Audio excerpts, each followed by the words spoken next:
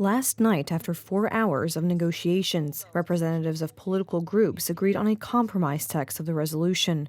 The European Parliament stresses that the deliberate attacks and atrocities of the Russian Federation against civilians, the destruction of civilian infrastructure, and other serious violations of human rights and international humanitarian law amount to acts of terror against the population and constitute war crimes, expresses its utmost indignation, and condemns these and other actions of Russia in pursuit of destructive political goals in Ukraine and on the territory of other countries, therefore recognizes Russia as a state sponsor of terrorism and as a state using the means of terrorism. Thanks to the efforts of a group of deputies of the European Conservatives and Reformists, whose members include Law and Justice and Solidarna Polska members of the European Parliament, it was possible to attach an amendment saying that the wreckage of the Tu-154M plane and the black boxes should be returned. Member of the European Parliament Ryszard Czarnecki reported. This is already a straight path to the adoption of the resolution in such a form, where there is a provision of particular importance for us, although I think it is, after all, important for all who seek the truth about the Smolensk tragedy.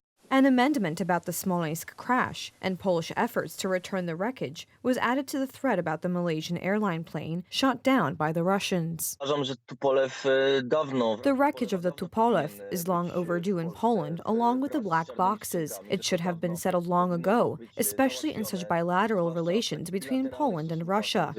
The draft resolution calls on EU institutions and member states to develop a legal framework for recognizing certain countries as sponsors of terrorism and include Russia on the list. Russia, in my opinion, is a terrorist state, and it sponsors terrorism and is a state that commits genocide here. I am talking about power here because these actions have very concrete faces. In turn, columnist Piotr Grzybowski reminds us that in addition to written declarations, it is necessary to remember the basic form of the fight against Russia, namely the imposition of further sanctions by the European Union.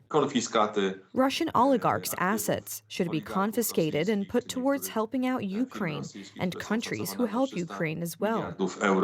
In addition, the draft resolution assures solidarity with Poland and expresses sympathy for the families of the two Poles who died as a result of the missile explosion in Przewodów. The vote on the content of the document will take place Monday during the EU Parliament session in Strasbourg.